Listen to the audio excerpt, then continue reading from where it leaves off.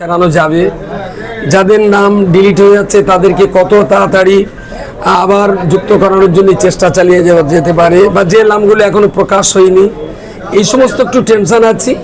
বাকি ভোট করবার ব্যাপারে কোনো টেনশন নেই। এবং বিভিন্ন যেখানে যেখানে যাচ্ছি প্রত্যেকটা বুথের কর্মী, আজকে যেমন চাপাতলার একটা কোন অঞ্চল যেন হাদিপুর জিকেরা 2 অঞ্চলের কর্মীদের আজকে এখানে বৈঠক ছিল। কর্মীদের ভিতরে যে উদ্দীপনা আমি দেখলাম, বিশেষ করে আমার কৃষ্ণদার অভিভাবকত্বে যেভাবে তারা নিয়ন্ত্রিত হয়, শাহাবুদ্দিন আছে, স্থানীয় কৃষ্ণদা আছেন আমাদের ব্লক প্রেসিডেন্ট, তারা যেভাবে নিয়ন্ত্রণ করে এদেরকে অক্সিজেন দিয়ে রেখেছে, তাতে আমি এখানে না আসলেও ভোট হওয়ার কোনো অসুবিধে ছিল না। তারা তার মতন তৈরি আছে।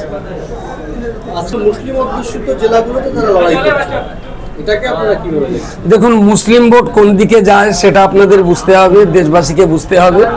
আর সেই মুসলিম ভোট বিভাজন করা হচ্ছে কাদের স্বার্থে সেটাও বুঝতে হবে।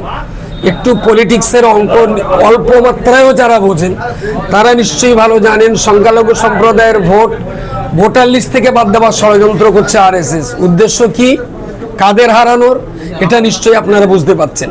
সেই সংখ্যালঘু সম্প্রদায়ের ভোটটাকে আরও ডিভাইডেশন করার জন্য যারা বিভিন্ন রকমের ষড়যন্ত্র করছে, এদের এই ষড়যন্ত্র থেকেও এই কমিউনিটিটাকে বাঁচাতে হবে। এবং তার জন্যে আমি তাদেরকে এতটুকুই কথা বলবো, সেই সমস্ত মুসলিমদের ধর্মের আবেগী উন্মাদনা দিয়ে নিজেরা নিজেদের পায়ে কুরুল মারা নিশ্চয়ই বুদ্ধিমানের কাজ নয়।